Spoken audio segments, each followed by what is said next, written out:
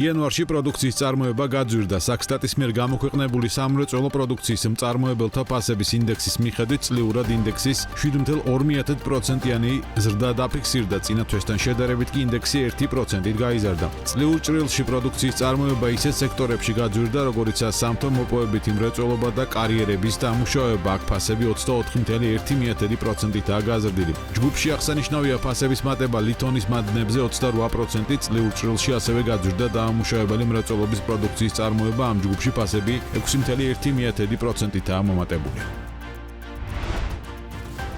საქართველოს სატრანსპორტო დერეფანში ყოველდღიურად 2400-მდე სატვირთო შემოდის, აქედან ნახევარზე მეტი 1400 ტრაილერი საქართველოში სატრანზიტო მიზნით შემოდის. დანარჩენი კი საქართველოს იმპორტის და ექსპორტის ოპერაციებს ემსახურება. საქართველოს ყველაზე მჭიდრო სავაჭრო ურთიერთობა აქვს თურქეთთან, შესაბამისად საქართველოს ყველაზე დატვირთული საბაჟო გამშვები პუნქტი სარფია, რომელსაც საქართველოს მიმართულებით დღეში 660 ტრაილერი კვეთს, ხოლო საქართველოსთან თურქეთისკენ დღეში 480 ტრაილერი გადის. 2024 წელს საქართველოში შემოსული ტრაილერების რაოდენობა 3%-ით გაიზარდა და 876,000 მიაღწია. რაც შეეხება სატრანზიტო ტრაილერების რიცხვს, ჯამურად 513,000 შეადგენდა, რაც წლიურად 1.4%-ით არის შემცირებული. საქართველოს სატრანზიტო ტრაილერებს სპეციალურ გზათსარგებლობის მოსაკრებელს ახდევინებს, რომლიდან მიღებული თანხა გასულ წელს 179,400,000 ლარი იყო.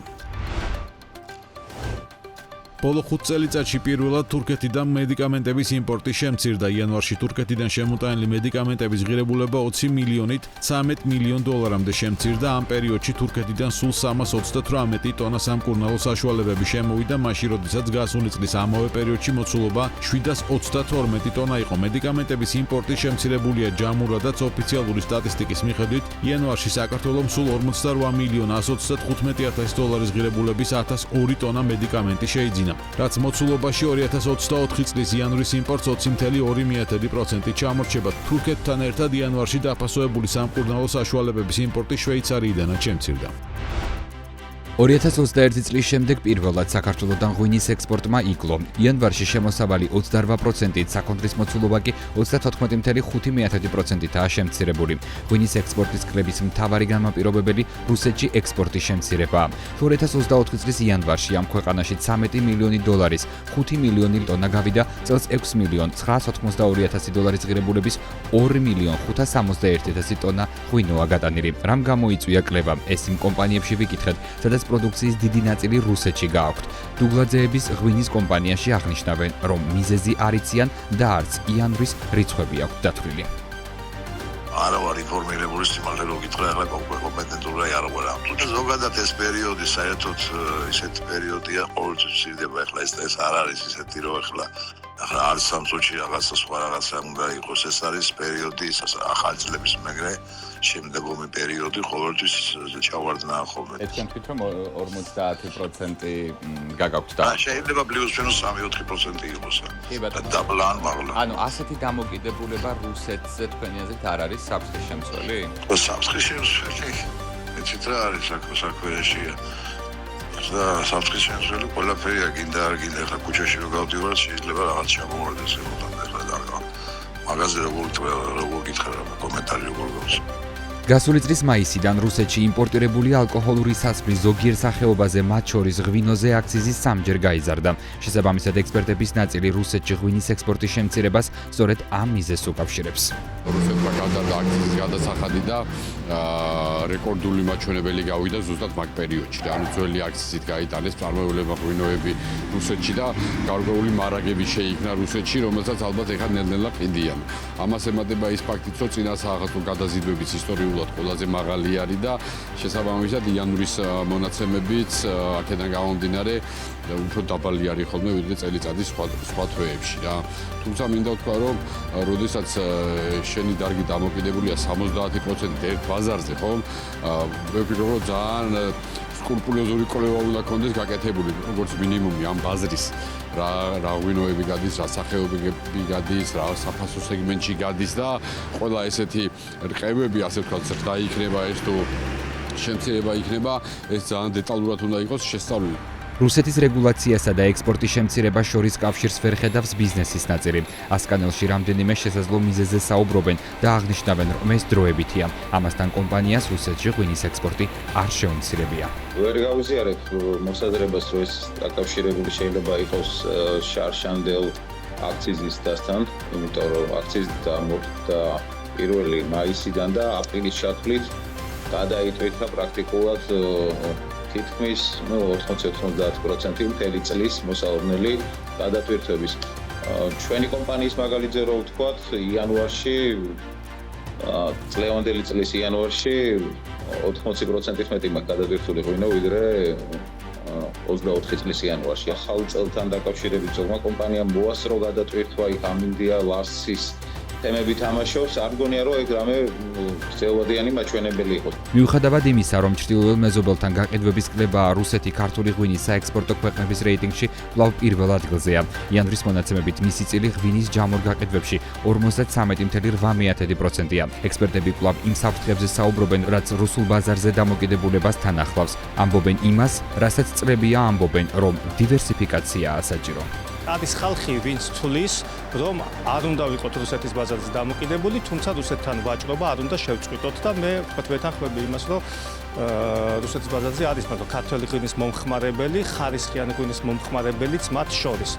თუმცა არის მეორე კატეგორია, რომელიც ცოტა პესიმისტურად უყურებს სხვა ბაზრებს და რომელიც ამბობს, რომ რუსეთის ბაზრის გარეშე ჩვენ შანსი არ გვაქვს და ასე შემდეგ. ამას არ ვეთანხმებით, იმიტომ რომ არ არის რუსეთი ძირითადი ბაზარი არ უნდა იყოს, მიუხედავად იმისა, რომ ბოლო საბჭოთა კავშირის პერიოდში და თითქმის საუკუნე არის ამ ბაზარზე ვყიდით ქართულ ღვინოს მარტო, ჩვენ გვაქვს ძალიან დიდი პოტენციალი და აბსოლუტურად თავისუფლად შეგვიძლია, უბრალოდ მუშაობა გვჭირდება, აბსოლუტურად თავისუფლად შეგვიძლია კარგ ბაზრებზეც ვიმუშაოთ.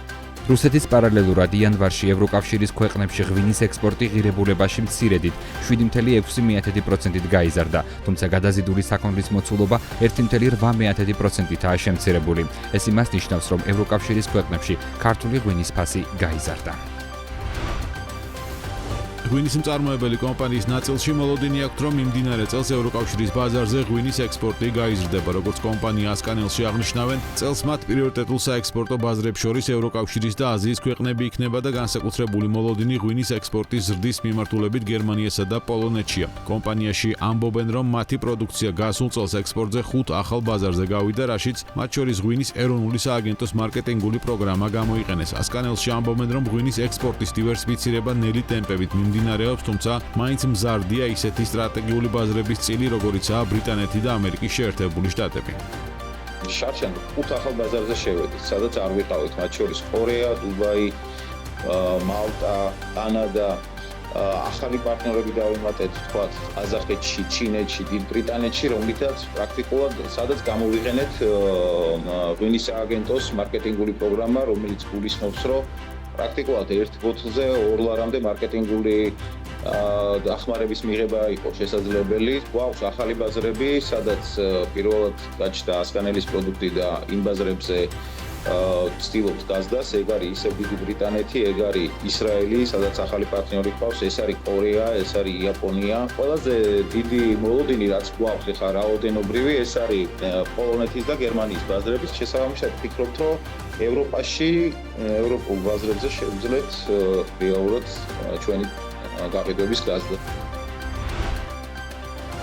სოციალური სამართლიანობის ცენტრი შრომის ინსპექციას მოუწოდებს რუსთავის მეტალურგიული ქარხანა საწარმოში არსებული პირობების შრომის კანონმდებლობასთან შესაბამისობის დადგენის მიზნით დაუყოვნებლივ შეამოწმოს. როგორც ცნობილია, რუსთავის მეტალურგიული ქარხნის ფოლადსადნობის საამქროს დაახლოებით 300 თანამშრომელი 7 თებერვლიდან ქარხანასთან საჯარო პროტესტს გამოხატავს. საამქროში დასაქმებული პირები ითხოვენ ხელფასების ზრდას, გათავისუფლებული თანამშრომლების სამსახურში დაბრუნებას და სამუშაო პირობების გაუმჯობესებას. როგორც სოციალური სამართლიანობის ცენტრის განცხადებაში წერია, ადამიანის უფლებათა საერთაშორისო სტანდარტის თანახმად შრომის ანაზღაურება უნდა იყოს ღირსეული და სამართლიანი. ორგანიზაციის შეფასებით კი რუსთავის მეტალურგიული ქარხნის ფოლადსადნობის საამქროში დასაქმებული პირების შრომის ანაზღაურება ასეთი არაა. პარლამენტმა გრანტების კანონში ცვლილებები მესამე მოსმენით მიიღო. ცვლილებების თანახმად მარტიდან შეიქმნება ახალი საჯარო სამართლის იურიდიული პირის სახელმწიფო გრანტის მართვის სააგენტო. სახელმწიფო სააგენტოს არასამთავრობო ორგანიზაციებზე გრანტების გაცემის უფლება ექნება, რომელთა საქმიანობის მიმართულებები თანხვედრაში უნდა იყოს ქვეყნის განვითარების პრიორიტეტულ მიმართულებებთან. ახალ ციფრში დაახლოებით 10 პირი დასაქმდება და მისი წლევანდელი ბიუჯეტი 20 მილიონი ლარი იქნება. აღსანიშნავია, რომ პარლამენტმა გრანტების შესახებ კანონში ცვლილებები დაჩქარებული წესით განიხილა. ჩვენ ვხედავთ, რომ გრანტების სააგენტო დამატებითი კორუფციის ბუდე იქნება. არასამთავრობო ორგანიზაცია საქართველოს მწვანეები დედამიწის მეგობრების თავმჯდომარის შეფასებით გრანტების შესახებ კანონში ცვლილებების სამოქალაქო საზოგადოების განვითარებაზე არ არის მიმართული და ის რეალურად ელიტური ჯგუფების და სახელმწიფოს დაფუძნებული აიპების დაფინანსებაზე იქნება მიმართული. ნინო ჩხობაძის განცხადებით გრანტების სააგენტოს არანაირი კავშირი არ აქვს იმ ტიპის განვითარების სააგენტოებთან, რომელიც განვითარებულ და დემოკრატიულ სახელმწიფოებში არსებობს და ის რეალურად ქვეყანაში კორუფციის დამატებითი წყაროს ფუნქცია შეიძენს.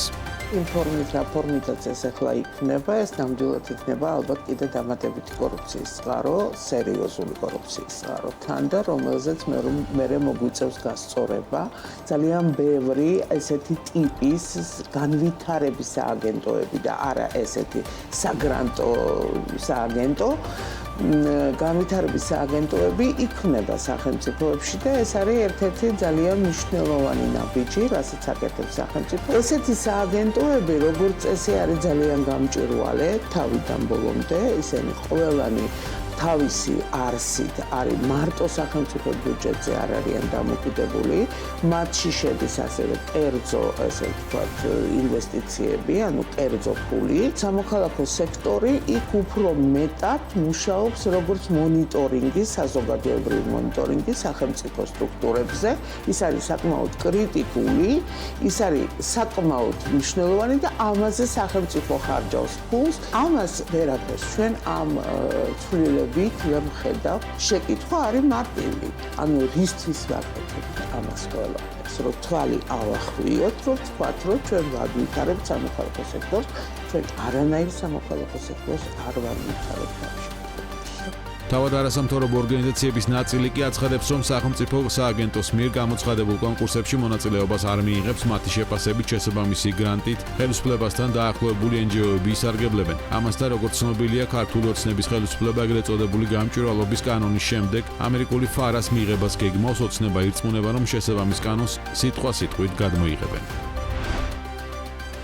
ენგურჰესის ტარიფის დადგენის წესი შეიცვალა. ქართული ოცნების პარლამენტმა ენერგეტიკისა და წყალმომარაგების შესახებ კანონში ცვლილებები მესამე მოსმენით დაამტკიცა. ცვლილებების შედეგად ელექტროენერგიის წარმოების ტარიფების გაანგარიშების დროს ენგურჰესისა და ვარდნილი ჰესების კასკადის მიერ წარმოებული და ოკუპირებული აფხაზეთისთვის მიწოდებული ელექტროენერგიის ოდენობა ტარიფში არ იქნება გათვალისწინებული. ცვლილებების მიზეზი ენგურჰესისა და ვარდნილი ჰესების კასკადის ცუდი ფინანსური მდგომარეობა. ამასთან შეპეს ენგურჰესს ფინანსთა სამინისტროსთან აღებული აქვს ვალდებულებები, რომლის გასტუმრებას ვერ ახერხებს. პროექტის ავტორების განცხადებით, ცვლილებების შედეგად ენგურჰესისა და ვარდნილი ჰესების კასკადისთვის შესაძლებელი გახდება სამართლიანი ტარიფის დადგენა, რამაც ხელი უნდა შეუწყოს კომპანიის ფინანსური მაჩვენებლების გაუმჯობესებას. იანვარში საქართველოში ელექტროენერგიის გამომუშავება და მოხმარება შემცირდა. TBC კაპიტალის ცნობით 2025 წლის იანვარში საქართველოში ელექტროენერგიის გამომუშავება წლიურად 21.4%-ით 924 გიგავატ-საათამდე შემცირდა. ამავე პერიოდში ელექტროენერგიის მოხმარება 4.5%-ით 1200 გიგავატ-საათამდე შემცირდა. ამასთან საბალანსო ელექტროენერგიის ბაზარზე 1 კილოვატი-საათი ელექტროენერგიის ღირებულებამ 5.78 მიასედი ცენტი შეადგინა, რაც წლიურად უმნიშვნელოდ 0.1%-ით შემცირებული მაჩვენებელია. ელექტროენერგიის მოხმარების კლებაზე ყველაზე დიდი გავლენა აფხაზეთის მიერ მოხმარებული ელექტროენერგიის 26%-იანმა კლებამ და მსხვილი კომპანიების მიერ მოხმარების თითქმის 4%-იანმა კლებამ გამოიწვია. პარალელურად საცალო მოხმარებლების მიერ ელექტროენერგიის მოხმარება 5%-ით იყო გაზრდილი. უზენაეს სასამართლო 69900 ლარად 52 სათვალთვალო კამერის 2 მედია ტრანსმიტერის და სხვა აპარატურის შეძენას გეგმავს. გამოცხადებული ტენდერის მიხედვით გამარჯვებულმა კომპანიამ საქართველოს უზენაეს სასამართლო შენობაში განთავსებული ძველი სამართლოყურო კამერების დემონტაჟი და ახალი კამერების და მასთან დაკავშირებული ყველა მაკომპლექტებლის მონტაჟი და გამართვა უნდა უზრუნველყოს. აპარატურის მიწოდების ვადა ტენდერში გამარჯვებულთან კონტრაქტის დადებიდან 60 დღეა. წინადადებების მიღება 26 თებერვალს დაიწყება და 28 თებერვალს დასრულდება. საქართველოში რეცეპტს დაქვემდებარებული მედიკამენტების ურეცეპტოდ გაცემის მაჩვენებელი 67%-ია. აუდიტის სამსახური ჯანდაცვის რეგულირების სააგენტოს ზედამხედველობის ეფექტიანი მექანიზმის შემუშავებისკენ მოუწოდებს. სისტემის ხარვეზებზე უწყება შესაბამის ანგარიშში წერს და მიუთითებს, რომ მხოლოდ 2022-23 წელს ამ კუთხით განხორციელებული 1875 კონტროლის ღონისძიებიდან 98%-ის შემთხვევაში დარღვევა დაფიქსირდა და თითქმის 2 მილიონი ლარის ჯარიმა გამოიწერა. ჩვენი აუდიტის შედეგად დავფარეთ ციფრული ჯანდაცვის რამდენიმე ელემენტი, მათ შორის იყო ელექტრონული რეცეპტების სისტემა, რომლის ძირითად მიზანს წარმოადგენს რეცეპტს დაქვემდებარებული მედიკამენტების გაცემის ზედამხედველობა და მონიტორინგი. აუდიტის შედეგად გამოვლინდა ის, რომ რეცეპტს დაქვემდებარებული მედიკამენტების დაახლოებით 67% არ იყო დარეგისტრირებული სისტემაში და შესაბამისად ჩვენი რეკომენდაციისაგან წარმოადგენდა აღნიშნული ნაკლოვანების აღმოფხვრა. პროცესის ხარვეზიანობაზე საუბრისას ჯანდაცვის ექსპერტები ამბობენ, რომ წლების წინ ბაზრის გაჯანსაღებისთვის ამოქმედებული რეგულაცია არაეფექტიანი კონტროლის გამო არ უნდა ზარალდებოდეს. მათი ვარაუდით დარღვევები სავარაუდოდ უფრო მეტად ამბულატორიებში ფიქსირდება, რასაც თავისი მიზეზები აქვს. სამწუხაროდ ჩვენი ოჯახის ექიმების უმეტესობა 60 წელს გადაცილებული არის ან ერთ-ერთი დაბერებადი პროფესია, შესაბამისად მათთვის ამ სიახლეების ეს ვთქვათ ვერ განაზოგადეთ, მაგრამ შეიძლება იყოს ერთ-ერთი ვარაუდი, რომ ამბულატორიული მიმართულებით ეს სიახლე ვერ დაიგეგმა ისევ სათანადოდ, როგორც ეს მოსალოდნელი იყო. რა თქმა უნდა, აქ არის ექიმების თემაც, რამდენად ყველა ექიმი რაც არის აუცილებელი ამას ელექტრონულად აფორმებს და ნიშნავს და არის ფარმაინდუსტრიის თქვათ ინტერესებიც ექიმებთან მიმართებაში და ბევრ საკითხზე შეგვიძლია ვივარაუდოთ და მხოლოდ ეჭვები და ვარაუდები გამოვთქვათ, მაგრამ ისევ და ისევ მნიშვნელოვანია პოლიტიკა, რომელიც გატარდა ამ მიმართულებით ძალიან სწორია, მაგრამ აღსრულება უნდა მოხდეს და მონიტორინგი ამისა. კანონის აღსრულებაში არსებულ პრობლემებზე საუბრობენ ფარმაცევტული კომპანიების წარმომადგენლებიც და ამბობენ, რომ არაეფექტიანი მონიტორინგის გამო კეთილსინდისიერ კომპანიებს, რომლებიც კანონს ზედმიწევნით იცავენ, არასამართლიან კონკურენტულ გარემოში უწევთ უპირატესობა. კერძო სექტორის შეფასებით აუცილებელია პროცესების სისტემატიზება მოხდეს, რადგან ურეცეპტოდ გაცემული მედიკამენტი პაციენტებს მნიშვნელოვანი რისკების წინაშე აყენებს. ის დაწესებულებები, რომლებიც ცდილობენ სწორად გააკეთონ ჩანაწერები, ყველა აღრიცხო ყველა პაციენტი, ის სააფთიაქო ქსელები ამ შემთხვევაში არა ერთნაირ მდგომარეობაში ხდებიან იმ დაწესებულებებთან, რომლებიც ასე ვთქვათ, ასეთ რაღაცას არ აკეთებენ. ამიტომ ლოგიკურია, რომ იყოს ადეკვატური მონიტორინგი, სადაც მოსათხოვია პასუხი და სადაც გარკვეული ვთქვათ, შეიძლება არ ვიცი რა სტილი სანქციებია თუ ჯარიმებია თუ რეკომენდაციები, ეს უნდა იყოს იმპლემენტირებული, რომ პირველ რიგში ყველა დაწესებულება იყოს ერთნაირ მდგომარეობაში და რაც საერთო ჯამში მოხდეს იმას, რომ პაციენტი უნდა იყოს ერთ მდგომარეობაში. პაციენტი ერიდება ზედმეტ ხალხს, პაციენტი ერიდება მისთვის, მაგრამ ამას ვერსად ვერ წაუვარ. ექიმის დანიშნულების გარეშე რეცეპტორული წამყვანი შეიძლება მოიტანოს ზიანი, არა მოთქვათ ვთქვათ არ იყოს ეფექტური, არამედ ზიანი. წესების ამოქმედებიდან 9 წლის თავზეც რეფორმა რომ ხარვეზიანია ჯანდაცვის სპეციალისტების ნაწილისთვის სიახლე არ არის და ამბობენ, რომ პრობლემა ცვლილებების ეფექტიანობის შეფასების დეფიციტია, რაც ხარვეზების გამოსწორებას აფერხებს. დარგის სპეციალისტების ნაწილის მოლოდინია, რომ გამოწვევები შემდეგი წლების აუდიტშიც მოხდება, რადგან პრობლემის გადაჭრაზე არავის ზრუნავს. განსაკუთრებით წამლის ფასი არ უნდა დაგდებდეს მინისტრის ბრძანებით, რაც იწვევს გარკვეული მედიკამენტების გაქრობა ბაზრიდან, არამედ უნდა ცდილობდეს სტაბილური ბუნებრივი ხელმისაწვდომობა უზრუნველყოს მოქალაქისთვის ხარისხიანი და საიმედო წამლის და შესაბამისად მისი უსაფრთხო ადმინისტრირება. ამისი ძალიან ბევრი გზა არსებობს, უბრალოდ ამას ჭირდება ერთგვარი ნება, არ მინდა სპეკულაციებში გადავიდე, უბრალოდ გონია რომ ეს არის რაღაცა გლობალური ამბობლობის და არაორგანიზებულობის ნაწილი. საქართველოში ელექტრონული რეცეპტების 2016 წლიდან, ხოლო 2019 წლიდან ჯანმრთელობის შესახებ ელექტრონული ჩანაწერების სისტემის დანერგვა დაიწყო. რაც იმას ნიშნავს, რომ ამჟამად ყველა სტაციონარული ამბულატორიული დაწესებულება ბრალდებულია სამედიცინო შემთხვევის შესახებ ინფორმაცია სისტემაში ასახოს და ასევე ყველა დანიშნული რეცეპტს დაქვემდებარებული მედიკამენტი ელექტრონული რეცეპტით გამოწეროს. რაც იმას ნიშნავს, რომ ყველა აფთიაქი რეცეპტს დაქვემდებარებულ მედიკამენტს ელექტრონული რეცეპტით უნდა გასცემდეს. და აქვე ყველა აფთიაქი რეცეპტს დაქვემდებარებულ მედიკამენტს ელექტრონული რეცეპტით უნდა გასცემდეს. ბოლო მონაცემებით საქართველოში უკვე 1,659,840 მართვის მოწმობა გაცემული. შინაგან საქმეთა სამინისტროს ინფორმაციით, მხოლოდ გასულ წელს მართვის მოწმობა საქართველოში 28,723-მა პირმა აიღო. უწყების სტატისტიკის თანახმად 2024 წელს საქართველოში მართვის მოწმობის ქულები ჯამში 274,875 ადამიანს დააკლდა, ხოლო სრულად 186 პირს ამოეწურა. მონაცემების მიხედვით, ამათგან მართვის მოწმობის ქულები ყველაზე ხშირად თბილისში ეწურებათ, კერძო დედაქალაქში 42% მოდის. ყველაზე მეტი ქულების ამოწურვა თბილისშია დაფიქსირებული და 78-ს უწოლდება. ქვემო ქართლში 14 შემთხვევაა, იმერეთში 12, კახეთში 8, აჭარაში 6 და ასე შემდეგ. ახალი რეგულაცია სადაზღვეო სექტორისთვის დაზღვევის სახელმწიფო ზედამხედველობის სამსახურის გადაწყვეტილებით სადაზღვეო კომპანიებს საბანკო ანგარიშებზე ფულადი სახსრების ლარის განთავსების ვალდებულება უჩნდებათ. კერძოდ კომპანიას, რომელიც ბაზარზე ოპერირებს, საქმიანობის განხორციელების ყველა ეტაპზე უნდა ჰქონდეს ფულადი სახსრები ბანკებში, რაც მისი მინიმალური კაპიტალის 100%-ს უნდა შეადგენდეს. ამასთან თანხის არანაკლებ 50% ლარში უნდა იყოს განთავსებული. ვალდებულების შესრულებისთვის სექტორს ვადა 2026 წლის 1 იანვრამდე მიეცა სადაზღვეო კომპანიებში აცხადებენ, რომ რეგულაცია მათ დამატებით ბარიერს არ უქმნის, რადგან იქიდან გამომდინარე, რომ ძირითადად ოპერაციებს ლარში აწარმოებენ, თანხის ამავე ვალუტაში შენახვაც გონივრულია. თბილისში 198 ელექტროდამტენის დამონტაჟებისთვის გამოცხადებულ აუქციონში გამარჯვებულები გამოვლინდნენ. აუქციონი ამ დამტენების 10 წლიან იჯარას მოიცავდა.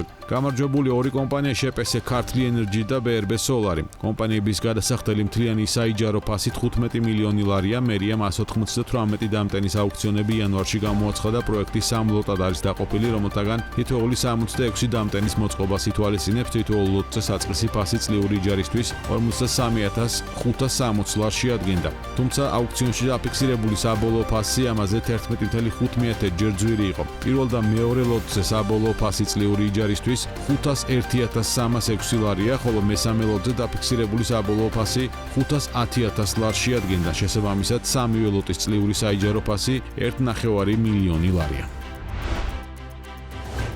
ირიგაციის სექტორი სემეკის რეგულირების ქვეშ მოექცა, როგორც საქართველოს მელიორაციაში აცხადებენ, მარეგულირებელი კომისია სექტორის მონაწილეთა შორის ურთიერთობის მოწესრიგებას უზრუნველყოფს. რეგულირების ფარგლებში საქართველოს მელიორაციამ ფლობელობაში არსებულ თითოეულ საირიგაციო სისტემასთან მიმართებაში საირიგაციო წყლის მიწოდების 2025 წლის რეჟიმები დაამტკიცა. რეჟიმებში გაწერილია ერთწლიანი და მრავალწლიანი კულტურების მიხედვით წყლის მიწოდების პერიოდი და ჯერადობა, როგორც კომპანიაში აცხადებენ, წყალმომარაგების გრაფიკი ბიზნეს სექტორისთვის ხელმისაწვდომია, რაც უზრუნველყოფს წყლის სამართლიან განაწილებას და სწორი მოლოდინების შექმნას.